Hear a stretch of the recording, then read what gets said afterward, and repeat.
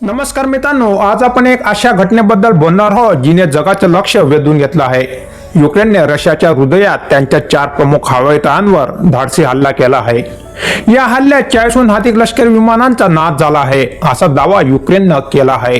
पण हा हल्ला नेमका कसा झाला, यामागील रणनीती काय होती आणि याचा युद्धावर काय परिणाम होणार आहे, या सर्व प्रश्नांची उत्तरे आपण आजच्या व्हिडिओत शोधणार आहोत।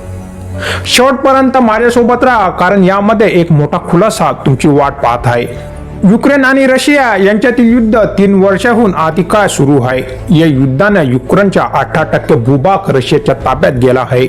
रशियाने आपल्या शक्तिशाली हवाई दलाचा वापर करून युक्रेनवर सातत्याने हल्ले केले।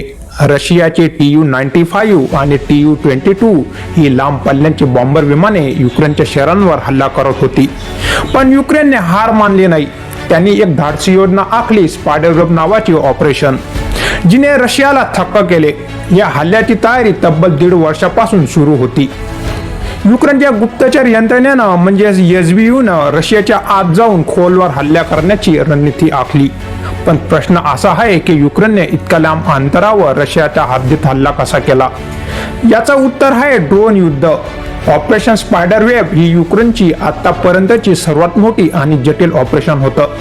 युक्रेनने रशियाच्या 4 प्रमुख हवाई तळांना, इर्कुत्स्क, मुरंबक आणि इतर भागांमधील तळांना लक्ष्य केले।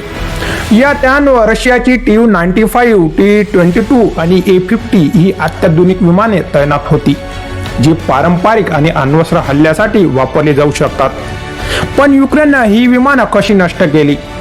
येथे येतो युक्रेनच्या गुप्तचर यंत्रणेचा कमाल।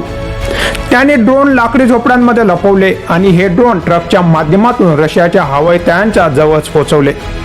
या ट्रकवर लाकडी संरचना होत्या, ज्यामागे ड्रोन लपवले होते। रिमोटच्या साहाय्याने हे ड्रोन हवाई तळांवर सोडण्यात आले आणि त्यांनी थेट विमानांवर हल्ला केला।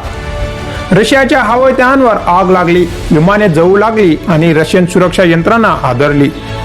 युक्रेनचे राष्ट्राध्यक्ष व्लादिमीर झेलेन्स्की यांनी या हल्ल्याला इतिहासात नोंदवले जाईल असं वर्णन केले। त्यांनी सांगितलं की युक्रेनच्या गुप्तचरांनी रशियाच्या एबीएसबी मुख्यालयाजवळच या ऑपरेशनचे नियोजन केले होते। ही किती धाडसी योजना होती याची कल्पना करा। या हल्ल्यात युक्रेनने 40हून अधिक रशियन विमाने नष्ट केल्याचा दावा केला आहे, ज्यामुळे रशियाच्या हवाई दलाला मोठा धक्का बसला आहे।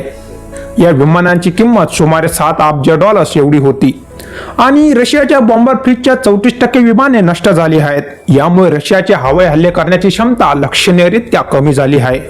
पण याचा परिणाम फक्त लष्करीच नाही तर राजकीय आणि मानसिक दृष्ट्याही झाला आहे। हा हल्ला रशिया युक्रेन शांतता चर्चेच्या पूर्वसंध्येला झाला।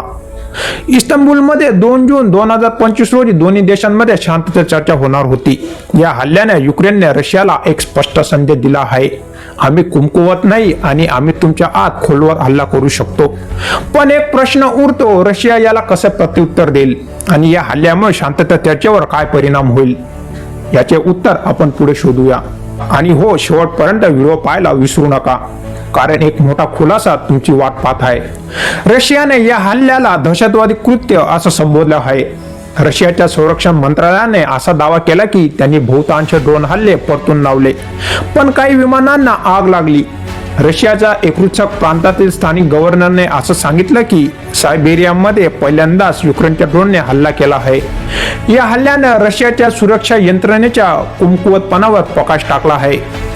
युक्रेनने रशियाच्या आत इतके खोलवर हल्ले करणं हा रशियाच्या गुप्तचर यंत्रणेसाठी मोठा धक्का आहे।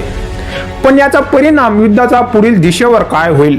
काही तज्ञांचं म्हणणं आहे की या हल्ल्यामुळे रशिया आणखी आक्रमक होऊ शकतो।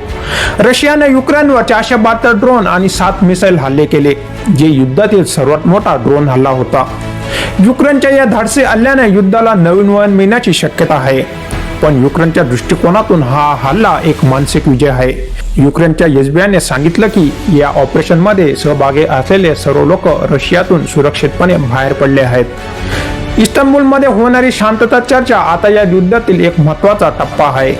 युक्रेनने आपली ताकद दाखवली आहे आणि रशियाला त्यांच्या कमकुवतपणाची जाणीव झाली आहे। युक्रेनचे नेते एक शांतता करार प्रस्तावित करणार आहे, ज्यामध्ये सध्याच्या युद्धरेषेवरून चर्चा सुरू होईल। युक्रेनने रशियाच्या नाकाखाली इतकी मोठी योजना आखली आणि यशस्वीपणे पार पाडली। मित्रांनो, युक्रेनच्या या धाडसी हल्ल्याने युद्धाला एक नवीन दिशा दिली आहे. हा हल्ला केवळ लष्करी यश नाही, तर युक्रेनच्या जनतेच्या निर्धाराचे आणि बुद्धिमत्तेचे प्रतीक आहे. या युद्धाचा अंत कसा होईल हे सांगणं कठीण आहे, पण युक्रेननं दाखवून दिलं आहे की ते हार मानणार नाहीत. तुम्हाला काय वाटते, युक्रेनचा हा हल्ला युद्धाचा मार्ग बदलेल का? शांतता चर्चेतून काही सकारात्मक निष्पन्न होईल का?